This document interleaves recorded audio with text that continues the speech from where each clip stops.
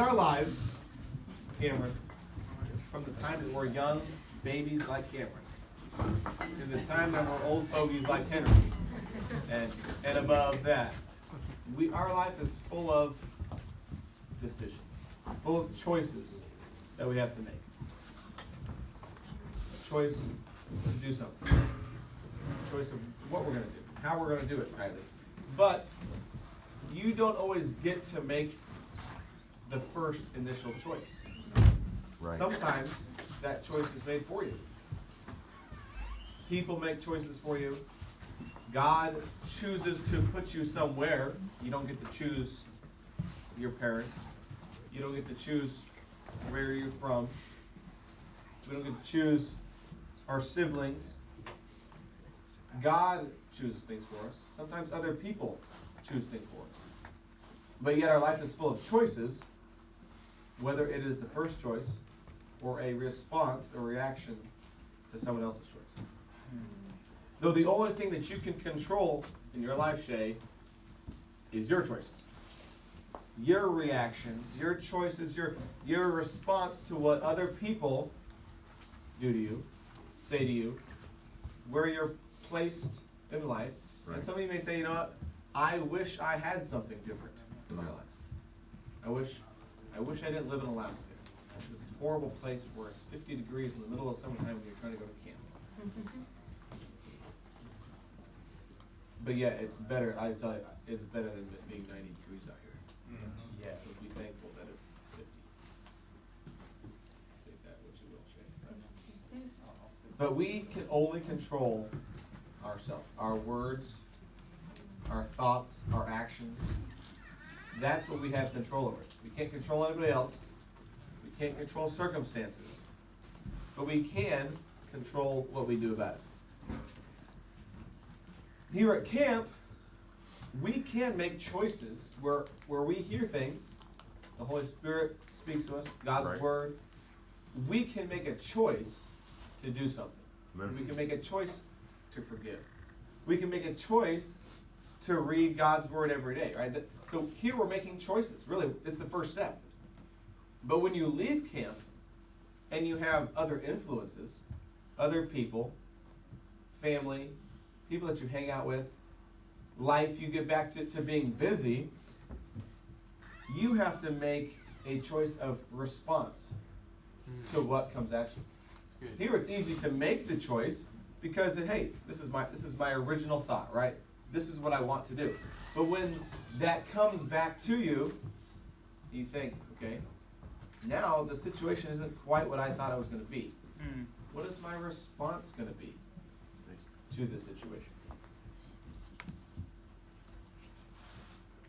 Responsibility. The ability to respond to what gets thrown at you. Amen. The ability to respond to people. The ability to respond to situations. What is your ability to respond? How are you going to respond? I have a wife. I have 2 children. I have a responsibility, right? My responsibility is, how am I going to respond to what God has given me? I have the ability to say, you know what, she can fend for herself, and the kids have plenty. They don't really need me around and all that. How am I going to respond to this thing that has been given to me? I have the responsibility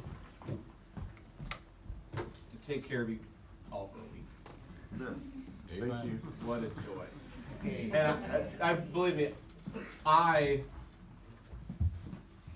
love camp. Amen. Okay? And I am not the only one here doing stuff. Because if it wasn't for your counselors, and it wasn't for the other preachers, just me and you at camp this week, I don't know what would happen. I can't even barely get a word in when you just keep talking, and then who knows what happens, you know what I mean? But it's not just me, but I have a responsibility. So I have a part, and I have to say, you know what? My ability to respond to what the position given to me, what God has given to me, the message that God gives me to share with you, how am I going to respond to that? Luke 16:10. Let's read a verse in Luke 16:10. How are you going to respond? Luke 16:10 says, "He that is faithful in that which is least is faithful also in much. And he that is unjust in the least is unjust also in much." You may have big decisions in your life. You may have 5 or 6 that really alter the course of your life, that you look back on and think, I made this decision, and this changed where I was going in life. Right. But you may not always realize when you're making that decision that it's a life-altering decision. Right. Okay? You think, well, this is just a little step in my life. Sometimes that little step is a step in a totally different direction. Right. And that can change the outlook of your life. He that is faithful in that which is least is faithful also in much.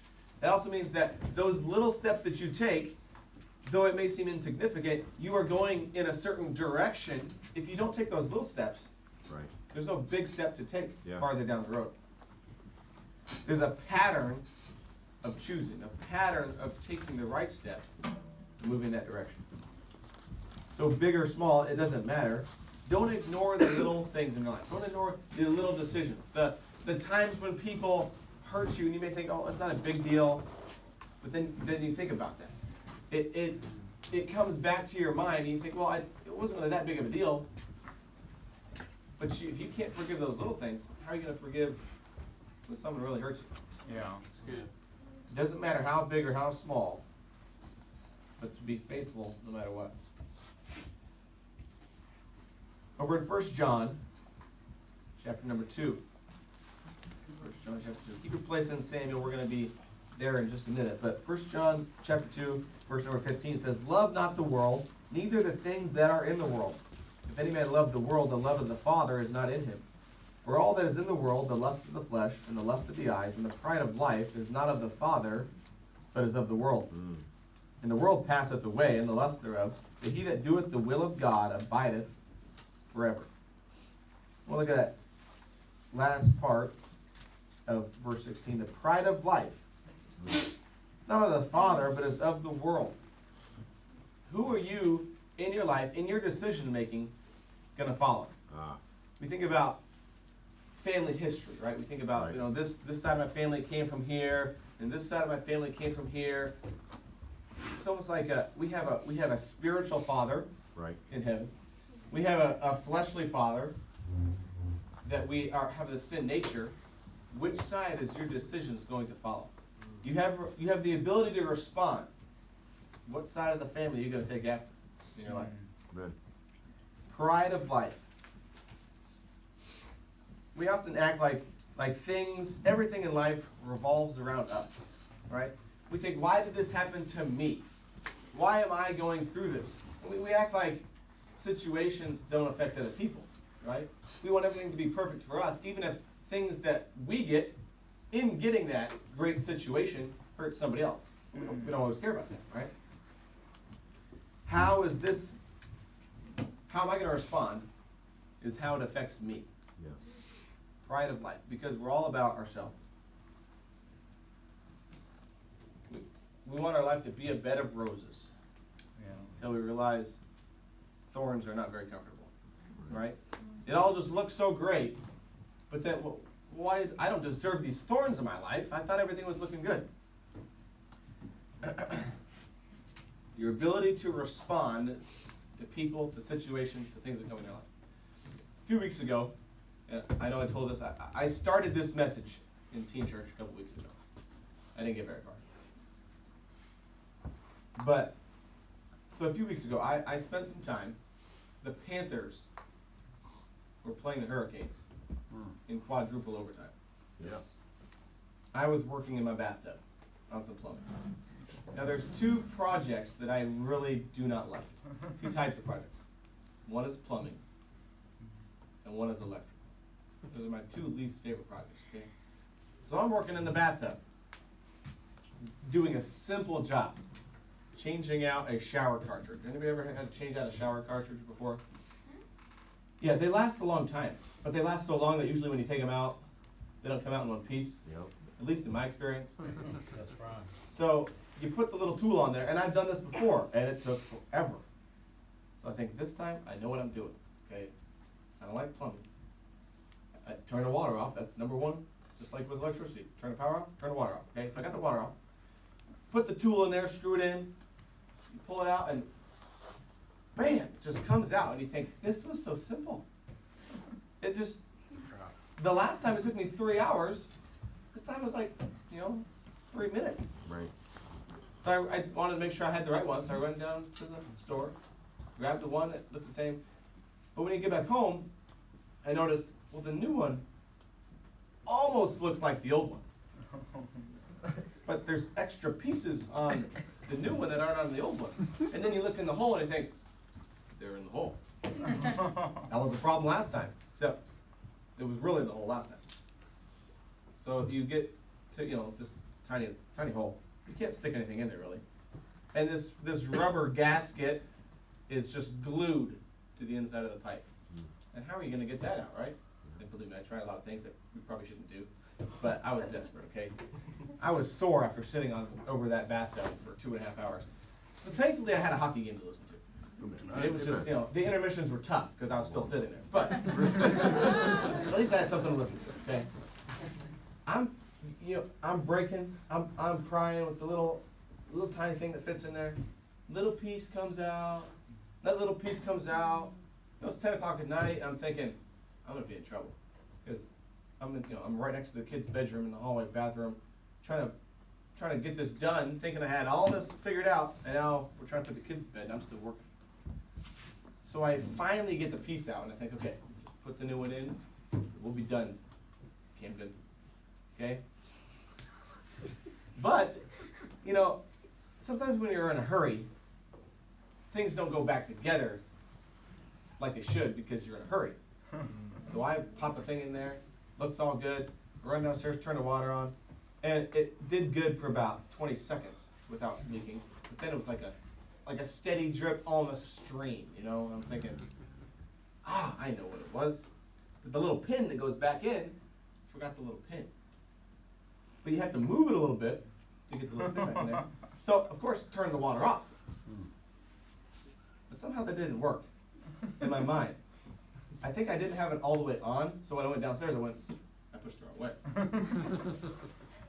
So I think, okay, I turned the sink on to let the pressure out, but I was not ready to wait for it to stop. Just gonna pull out just a little bit beside the pin. Well, when I pulled it out a little bit, the water's at full pressure. Boom! Across the back wall of the bathroom, And it was in the bathtub, except it was also on the floor and going out to the carpet. And it's 10:30 at night, and we're trying to put kids to bed, and I'm yelling at Emily saying, I need you to turn the water off. Well, she doesn't know how to turn the water off. I push the thing back in, and I'm holding it, it's still kind of coming out all around. So finally, I switched places with her. She has to walk in the lake. And, she's holding the thing, and I run downstairs, and I turn the water off, go back up, and I was like, I don't care. We're going to bed. I'll fix this thing in the morning. You ever get to that point in your life where you just need to come back at a different time? And the next morning, what happened? It took me about 30 seconds, and everything is fine. It's amazing. But in that situation, you can think, how you respond can affect your life. Right. You can affect your relationship. Yep. It can affect you going to sleep, you having a mess to clean up, you breaking things because you're upset. In simple things in our life, we have the ability to respond. Right. And when you're working on things like plumbing and electrical, you got to have the right attitude. That just makes you want to buy a new house, right? Buy a new house every year, brand new, so you don't have to worry about anything breaking. And things will still break. Yeah. Do it. Do it. Hi, my name is Anthony, and I want to buy a new house. Tonight, our last message in camp, I want to preach on what are you going to do about it. We've heard these messages. Maybe we've had personal time with God. What are you going to do about it? How are you going to respond to what God does in your life? 1 Samuel chapter 18. We've learned a lot about the big three in 1 Samuel. Saul, and Jonathan, and David. Amen. We're gonna skip around a little bit. We're gonna look at different areas in David's life in ways that he responded to things that happened to him. Now, David was a man after God's own heart. Right. But not every way that he responded was the right way. Correct. Number one, what are you going to do about it when you are attacked? 1 Samuel chapter 18, verse 7. This is just after David killed Goliath. And David, along with the children of Israel, are then killing the Philistines that were there because their champion's dead. They're on the run. They come back to town, and the women, verse 7, answered one another as they played and said, Saul has slain his thousands, and David his 10,000s. And of course, this is all the start of where Saul thinks everything is supposed to revolve around me. Yep. I am the king. He liked that first verse. Saul has killed his thousands, and he thought it was going to be one of those 7-Elevens, you know. Saul has killed his thousands, and Saul has killed his thousands. Wait a minute, there's another verse to this? What is this David and 10,000s thing, right? Yeah. Sometimes we can be praised for something, and then someone else gets praised for something maybe a little better, and we think, wait, I didn't do anything? You don't care about me? Yeah. So you're just comparing yourself to what someone else is good. That's right. Let's read on. And Saul was very wroth, and the saying displeased him. And he said, They have ascribed unto David 10,000s, and to me they have ascribed but thousands. And what can he have more but the kingdom? And Saul eyed David from that day and forward. And it came to pass on the morrow that the evil spirit from God came upon Saul, and he prophesied in the midst of the house, and David played with his hand as at other times. And there was a javelin in Saul's hand. And Saul cast the javelin, for he said, I will smite David even to the wall with it. And David avoided out of his presence twice. And Saul was afraid of David, because the Lord was with him and was departed from Saul. Therefore Saul removed him from him and made him his captain over 1,000, and he went out and came in before the people. And David behaved himself wisely in all his ways, and the Lord was with him. Wherefore when Saul saw that he behaved himself very wisely, he was afraid of him. And sometimes you get attacked when you haven't done anything wrong. You know, David, this was not the first time David played the harp for King Saul, right? Even before David and Goliath, David came and had this job to help King Saul with his evil spirit. David has just won a victory. David is now a soldier killing 10,000s of Philistines. He's doing great. He's not expecting someone that is his king, his commander, the person that he has played the harp, worked for a long time, and he thinks he's pleasing this man because he is winning so many victories. You know, there may be people in your life that unexpectedly will attack you when you aren't doing anything different. Right. Someone will say something to you and you think, you're upset because I did this thing that I've been doing for years and years and years. Right. All of a sudden, you think it's wrong. I'm not doing anything different. I'm following what I know is right, but now it bothers you. How are you going to respond to that? James 1:19 tells us to be slow to wrath. Saul here was very wroth. And what did he do? Cast a javelin at David. David said, you know what? I could defend myself. I could, right there, he could have, justified, I'm just going to defend myself. This guy's throwing a javelin at me. I'm going to throw it right back at him. And that's what happens oftentimes. We think, someone hurts me, I'm just going to hurt them right back. Yep. But two wrongs, of course, we know, don't make a right. Right. Our flesh says this to fight back. But what does the Lord say? Romans 12:19 says, vengeance is mine, I will repay. That's right. Saith the Lord. Amen. And he can do a whole lot better job at it than we can. That's right. Proverbs chapter 25. I'll just read a verse for you. In verse number 28. He that hath no rule over his own spirit is like a city that is broken down and without walls. You can be attacked, and the attack may hurt. The attack may make you feel like, what did I do wrong? But if you just jump right back and attack someone else, you're no better than they are. You are just going the same direction, maybe, that they are. Amen. Don't respond in the moment. You know, David got out of Saul's presence. He says, you know, I need to get out of this situation. And then he said, you know what? I'm going to respond wisely in all these matters. In the moment, David's fearing for his life. This king, big man, a professional soldier, is throwing a javelin that I'm sure he had thrown many times. Right. Yeah. David's thinking, I just got to get out of here. I got to get away from the situation. Don't respond in the moment. Because you know what that does? It usually makes things a whole lot worse. Yeah. What are you going to do when you are attacked? Flip over to chapter 24. This is years later, okay? But not much has changed. King Saul is still hunting after David to kill him. David and his men are hiding in a cave. Chapter 24, verse 1 says, And it came to pass when Saul was returned from following the Philistines that it was told him, saying, Behold, David is in the wilderness of En-gedi. Then Saul took 3,000 chosen men out of all Israel and went to seek David and his men upon the rocks of the wild goats. And he came to the sheepcotes by the way, where was a cave, and Saul went in to cover his feet. And David and his men remained in the sides of the cave. And the men of David said unto him, Behold, the day of which the Lord said unto thee, Behold, I will deliver thine enemy into thine hand, that thou mayest do to him as it shall seem good unto thee. Then David arose and cut off the skirt of Saul's robe privily. And it came to pass afterward that David's heart smote him because he had cut off Saul's skirt. And he said to his men, The Lord forbid that I should do this thing unto my master, the Lord's anointed, to stretch forth mine hand against him, seeing he is the anointed of the Lord.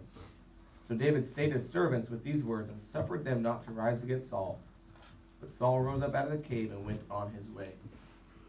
What are you going to do about it? What are you going to do when an opportunity, something comes into your life where it just seems like, hey, God put this in my life. Yeah.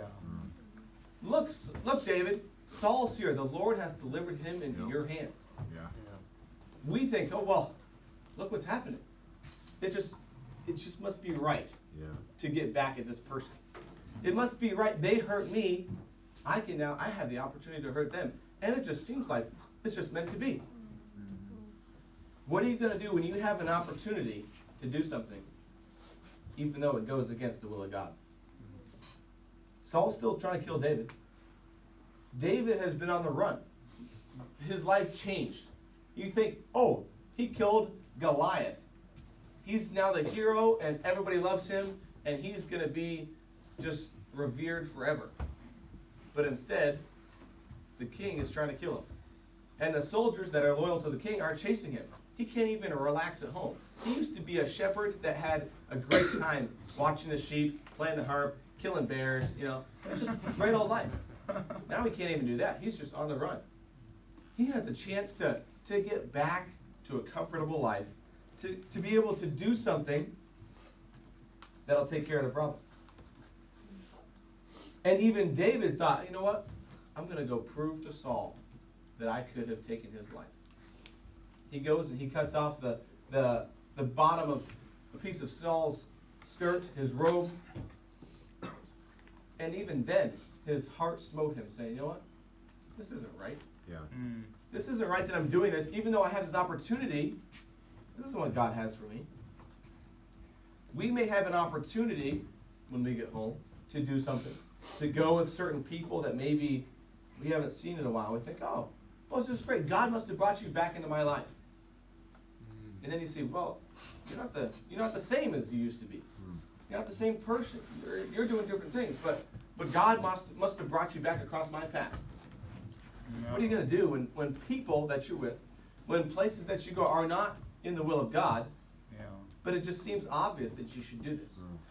What kind of decision are you going to make? What are you going to do with an opportunity that goes against God's will.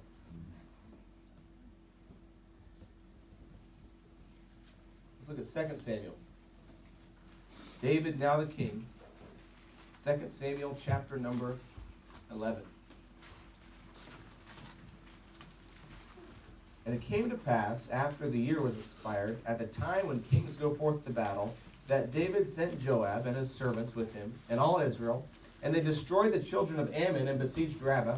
But David tarried still at Jerusalem. And it came to pass in an evening tide, that David arose from off his bed, and walked upon the roof of the king's house. And from the roof he saw a woman washing herself, and the woman was very beautiful to look upon. And David sent and inquired after the woman. And one said, Is not this Bathsheba, the daughter of Eliab, the wife of Uriah the Hittite? And David sent messengers and took her, and she came in unto him.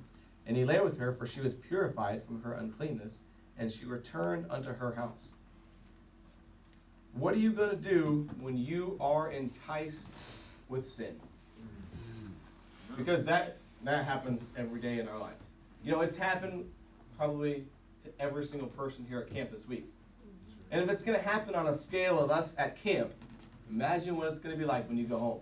Right. Here you have the Bible preaching every day. You have Christians around you who want to help you, and yet we still struggle with not being enticed by sin. But you have a decision to make when you go home. How are you going to respond when this gets thrown at you? Proverbs 1:10. I'm not sure if it was this on your memory verse list this week? When sinners entice thee, consent thou not. You know, it's going to happen, but what are you going to do about it? Our response should not be related to the amount of pleasure and happiness that we receive. Remember, we talked about the pride of life. It's all about what we can get out of it. What happens to how we feel. Yeah. So what we're able to do shouldn't be related to the amount of pleasure and happiness we receive, but rather that it goes against God's word. What are you going to do when you're enticed with sin, no matter what it is? It also should not be, our response should not be related to who is there. Right. Too often we make the decision of, well, I want to do this, but of course I can't do this because I'm with church people. I'm with my parents. I'm with, I'm being watched. But then, depending on who's around, well, I know I can get away with this. Oh. You know, me and Mitchell, he's not going to tell anybody, right, where we went, because Mitchell's cool. That's a true statement. I mean, I'm preaching truth. Mitchell's cool. Just saying. But Proverbs chapter 21:2 says, every way of man is right in his own eyes. Yeah. Right. You know, you see something in your life come up, you can justify anything. You can say, well, this is okay in this situation, in this circumstance. To this extent, I'm not going to do too much. What are you going to do when you're enticed by sin? We can't live by our feelings, and we can't live by what's fun and enjoyable to us. Is it good to have fun? Of course. We can have a lot of fun and still be in line with God's word and God's standard. That's right. Amen. Am I trying to see how much I can get away with, or how close I can be to God's standard? You know, when we're enticed by sin, it doesn't mean that we have nowhere to go. It doesn't mean that, hey, we're in this situation and we can't get out of it. 1 Corinthians 10:13 tells us that God makes a way of escape. You ever been driving down the highway and you miss a turn, and then it takes you, especially you go down the states on the interstates, whatever, sometimes you gotta go 10 miles, takes you forever to get back to it. Sometimes that's how we are. We're not looking at the turn because we're enticed by sin. Right. There may be a way of escape. There is a way of escape. God has promised us that, but we're so focused on what we can get. We're not even thinking about God said, hey, take this route. Go this way, and you can get out of this situation. And we're thinking, oh, look at what we can get. Yeah. What are you going to do when you're enticed by sin? Look at the next chapter, 2 Samuel chapter 12. What are you going to do when you are confronted with sin? we see the prophet Nathan comes to David. The Lord sent Nathan unto David, and he came unto him and said unto him, There were 2 men in one city, the one rich and the other poor. The rich man had exceeding many flocks and herds, but the poor man had nothing, save one little ewe lamb, which he had bought and nourished up, and it grew up together with him and with his children. It did eat of his own meat, and drank of his own cup, and lay in his bosom, and was unto him as a daughter. There came a traveler unto the rich man, and he spared to take of his own flock and of his own herd, to dress for the wayfaring man that was come unto him.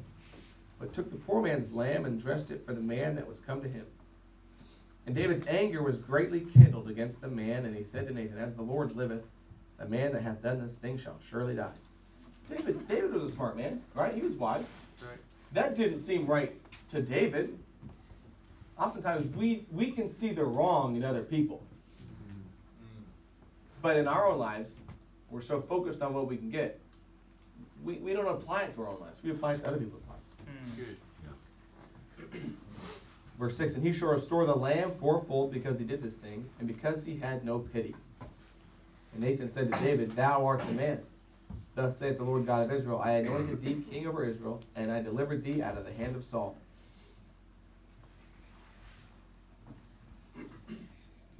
Verse number 9, Wherefore hast thou despised the commandment of the Lord, to do evil in his sight? Thou hast killed Uriah the Hittite with the sword, and hast taken his wife to be thy wife, and hast slain him with the sword of the children of Ammon. Verse number 13, And David said unto Nathan, I have sinned against the Lord. And Nathan said unto David, The Lord also hath put away thy sin, thou shalt not die. Howbeit, verse 14, there were consequences for what David did. Yes. But God said, I'm going to spare your life. You know, you may be confronted with something. You know, as a young person, you know, when your parents come to me and say, we need to have a talk, and you think, I gotta go wash the dishes. I just need to get out of here because I can't believe my dad wants to talk to me. I know that's not good, right, Jason? Everybody ever had that conversation before? Yeah. I think your mind's thinking, which of the 10 things is it, you know? But I don't want to volunteer information because then I'm really going to get it, right? So when they say, do you know why I'm talking to you? It's like when a police officer pulls you over. I have no idea. Which one are you talking about? You don't want to tell them because you're going to get in more trouble. But often our first response when we are confronted with sin is not to apologize, it's not to repent. It's to protect ourselves, right? Yeah. Our first instinct is to deny that it's true. Deny that something happened. And then maybe they'll show you proof that they know what happened, and so you try to pass the buck, right? Try to blame somebody else. Try to say, well, it's not really my fault. Someone else got me to do this. Someone else told me to do this. And then the next thing you do is you explain yourself. Well, I just had to. I didn't have any other choice, right? Or you blame other people. You blame circumstances. David here said, I have sinned against the Lord. David responded to the preacher. He could have said, you know what? I'm the king. I can do whatever I want. You're no longer going to be a prophet because I have that authority. But David, a man after God's own heart, because he responded to the sin in his life, someone confronted him and said, you know what? You're right. Yep. I've sinned. And I know that I have to do something about this. I have to acknowledge this sin. Yeah. I have to say, you know what? I want to go in a different direction. I have sinned. I can't move forward without repentance. You know, sometimes I know how this is with a 4-year-old. Sometimes you can make someone say something, and they'll say it because they know that they're going to get out of this situation if they just agree, you know? You need to apologize. I'm sorry. And then they run out the door and they do the same exact thing again. And that's how we are. We think, if I just say the right thing, maybe they'll let me off. And then you go right back to it. Yeah. How are you going to respond? Are you going to respond just the way that you think it's going to help you? Right. Or are you going to respond and say, you know what? I need to change. I need to stop this in my life. Humility. Of course, that's the opposite of pride. Right. Pride of life, we're going to be humble in our life. Real quick, I'm going to look at Psalm 51. Psalm 51 is a Psalm of David. Look at the heading here in my Schofield Bible for the Perry. It says, to the chief musician, a Psalm of David, when Nathan the prophet came unto him after he had gone in to Bathsheba. Now we see David's response in 2 Samuel. I have sinned. And you think, okay, that's pretty simple. You could say, I've sinned, I'm sorry, and then go back to doing it. But we see David's response here in this psalm. Look at verse number 10. Create in me a clean heart, O God, and renew a right spirit within me. Amen. He knew that something needed to change.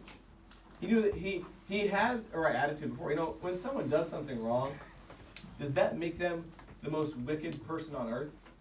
And you think, well, everything that they did before, it didn't mean anything. Because look what they did here.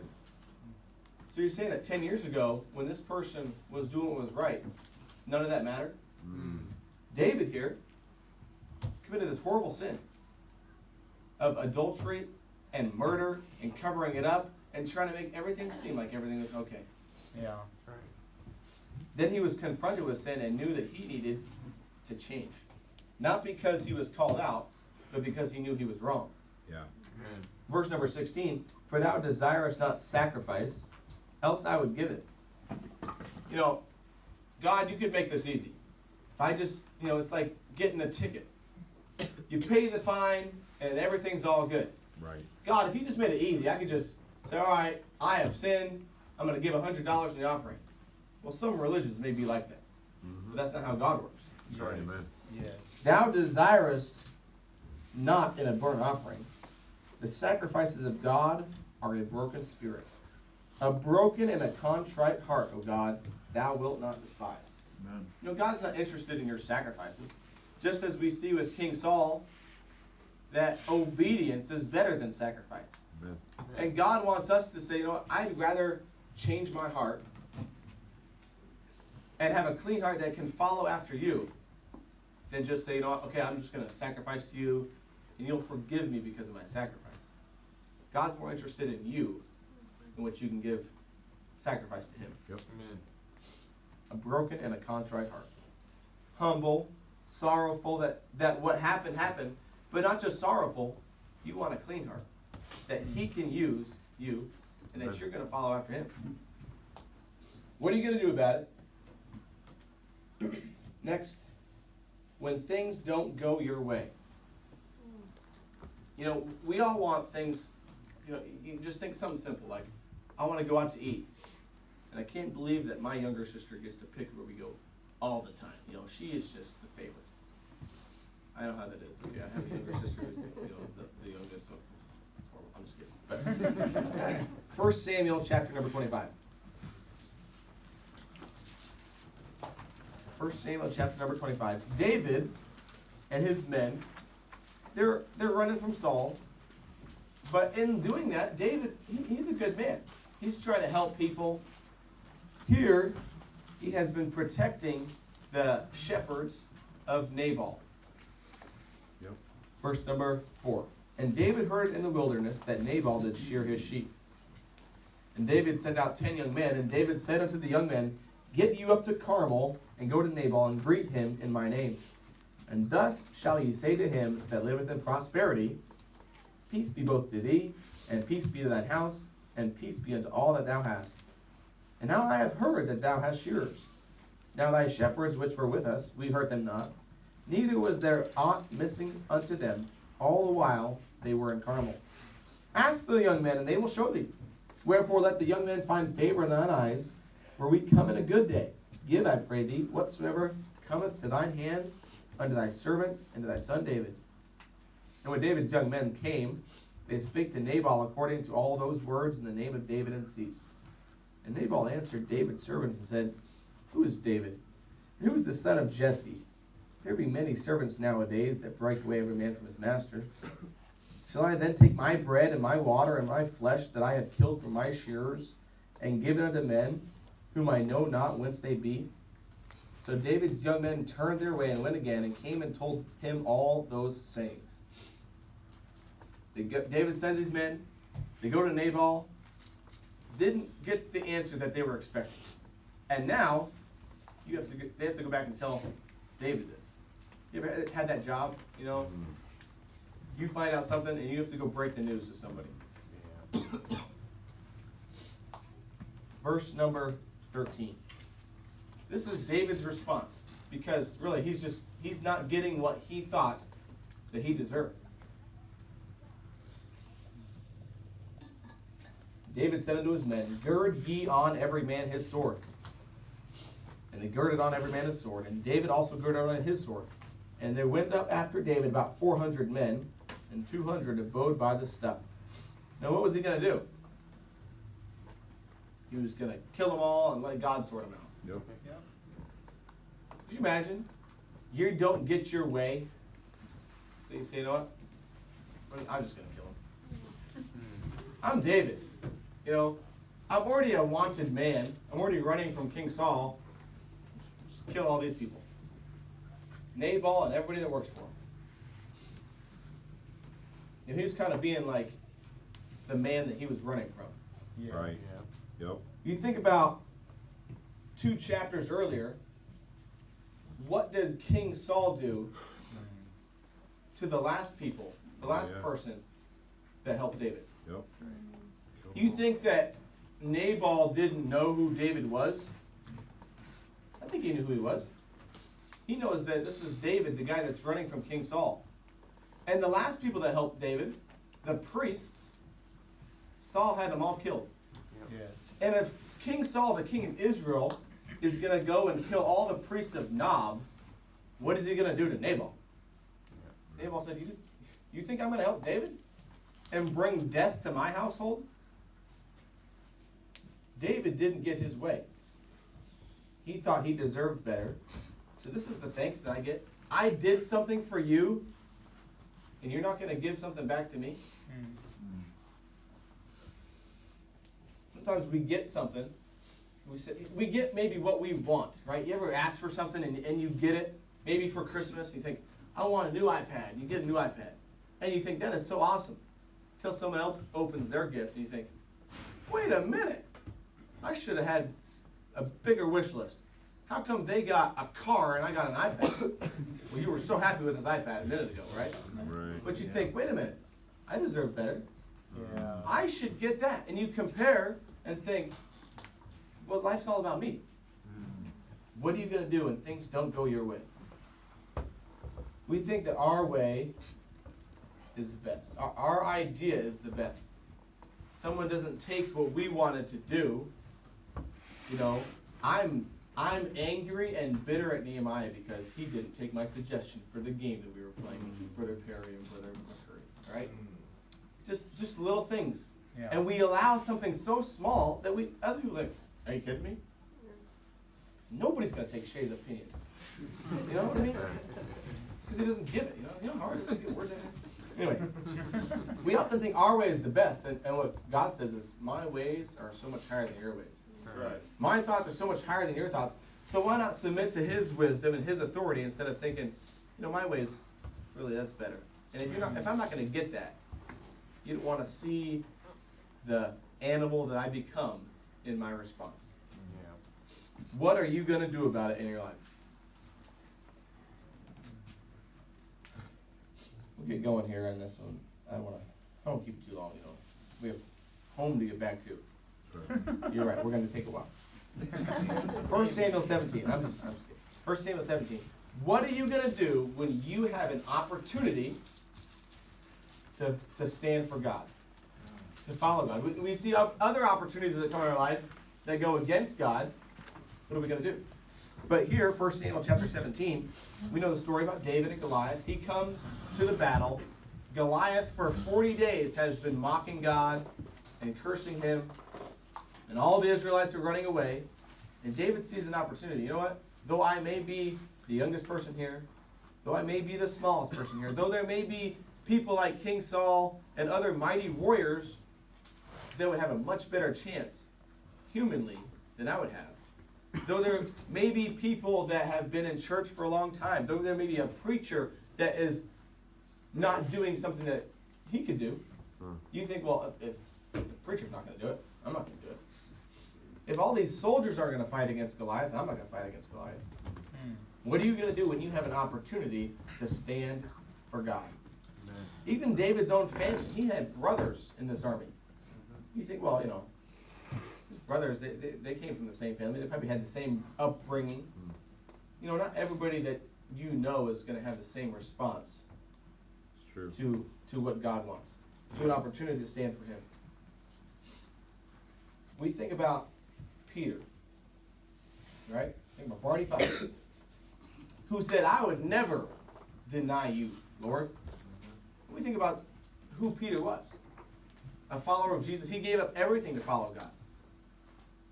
And when he had an opportunity to stand for God, what did he do? He denied Jesus 3 times. 3 times. He didn't even, not only to deny him, he began to curse and to swear. His response to standing for God was, "I don't even know the man." And we think, oh, you're a Christian? You go to church? This is what you do? No, I was just there because I had to be. I just put on a smile and acted like I was having fun. I just was there to have fun at the games. I wanted to get at home for a while, but I didn't really get anything out of it. Because you're embarrassed of what people are going to think about you. Yeah. What are you going to do when you have an opportunity to stand for God? Whether as a group, whether it's something at church, whether it's Bible time and bus route, you go out door knocking. We're going door knocking on Wednesday nights this summer with the teenagers. Man. Whether it's as you as an individual, which is harder to take a stand, right? You're by yourself with friends that they don't know the decisions that you've made, and that's why it's hard to keep them. Because you make decisions, and then you go right back to those same people, and you think, I have to tell them we can't hang out anymore. Yeah. I have to tell them that, we can hang out, but we can't go to this place. Right. We can't do these certain things. And we think, it sounded good at camp. But now it's harder. What is my response going to be when I come into this situation? Have you ever seen Cars 2? Yes. What a wonderful. Evil movie. I'm just kidding. So you think about it. They went to the World Grand Prix. And imagine this. Lightning McQueen and Mater, best friends, right, Cameron? Best friends. Until he goes to this event, and Mater is acting like Mater. And all of a sudden, David, Lightning McQueen is amongst all these famous race cars, these famous people, and Mater being Mater is doing Mater things, right? And Lightning McQueen, what's he doing? He's acting like he doesn't even know him. And he goes and tells him, you're embarrassing me. Imagine treating a good friend different because you don't want to be embarrassed, right? Yeah. You leave camp, you say, I don't want to stand for God. He's my close friend. Unless I'm with these other people. Yeah. What is God to you? Right. Is he just someone that you run to in time of trouble? But yet you're not going to have a relationship with him? Yeah. Are you going to be a friend of God? Or just there for his benefits and hope that, you don't embarrass him, but yet you don't care what other people think about your relationship? Good. When you have an opportunity to stand for God, what are you going to do? No. Good. Lastly, what are you going to do tonight when you see your need to make a decision? We think about what we're going to do when we get back to town. We think about the decisions that we've already made this week. Whether it's a decision that we know we need to make, God's been working in our life. We need to separate from something. We need to sacrifice. We have examples in the Bible that we've been shared with about sacrifice. And we know that we need to do that with our time. Maybe we have to give up something, right? Sacrifice, giving up something that you have to benefit someone else.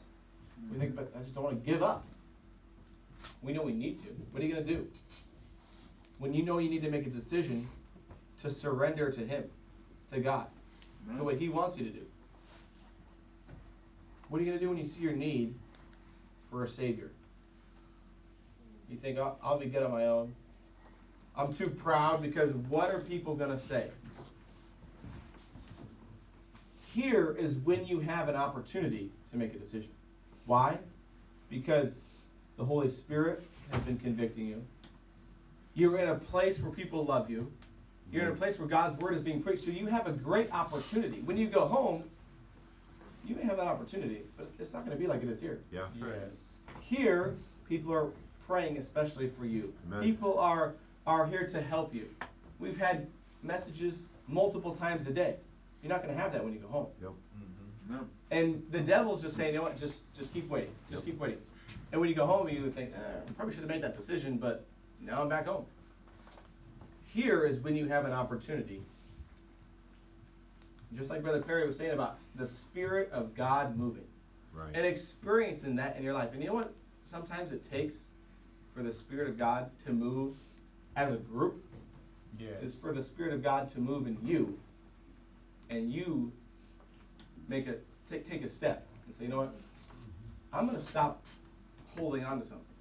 Amen. I'm going to stop holding out and say, you know what? I don't need to do this right now. And because you're not moving, nobody else is moving. You know, I'm thankful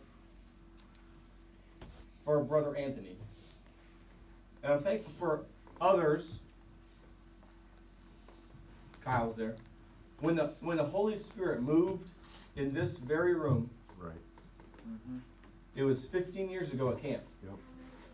Yep. And that year that Brother Anthony got saved, I got saved as a 14-year-old church kid, Yep. deacon's kid, who worked on a bus route.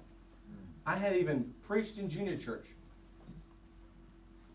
But you know, I just always fought. Right. What are people going to say if I was to step out? Yeah. Yes. I know I need to, Mm-hmm. but the pride of life Right. just keeps holding you back. The Bible says, now is the accepted time. Amen. Behold, now is the day of salvation. Amen. And maybe you've been holding out all week. Elias got saved tonight. Amen. Do you think that the messages all throughout the week weren't a part of that? Right. God working in his heart? You know, it takes commitment, takes courage to step out, It does. even if nobody's watching. That's right. It takes a little bit of that courage. And I think about Brother Anthony, was it Wednesday night? Wednesday night. When there was people that got saved all that week. Yes. Me, I was the good kid. I was the kid that I couldn't show that I had a problem. And I was sitting right back over there where Titus was. Why? I shouldn't have been sitting there. I was a 14-year-old camper, right? But I just thought I was all that. Right? I can get away with it because I am Nehemiah.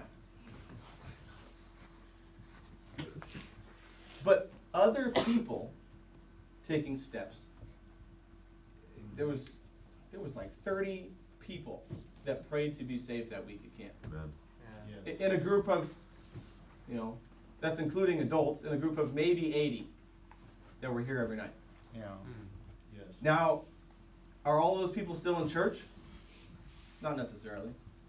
Did every single one of them get saved that week? I don't know. I can't tell what they did. But other people stepping out Right. had an effect on me. Yes. Right. And I know what it did in my life. Would I have taken that step to go talk to somebody, to go to that same fire pit that Anthony did, Yep. if other people didn't step out?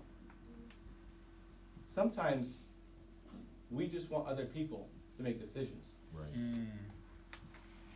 We think, okay, if nobody else is moving, I'm not going to move. Don't let other people affect your response. That's right. Yeah. No. When you see a need to make a decision, when you see a need of God wanting to do something in you, don't say, well, nobody else is doing anything. You know, you could help somebody else just by stepping out. Yeah. Yes. Amen. But really, I'm thankful for the people that did. But it had to be my own decision that I made. That's right. So whether people step out or not, you got to make that decision. If nobody else stepped out that week, would I be here today? Mm-hmm. I don't know. Yeah. What are you going to do with this opportunity that God has given you? Yeah. The ability to respond to what life throws at you, whether it's here at camp or when you get home. What are you going to do about it? Let's all bow our heads. Camp is just about over.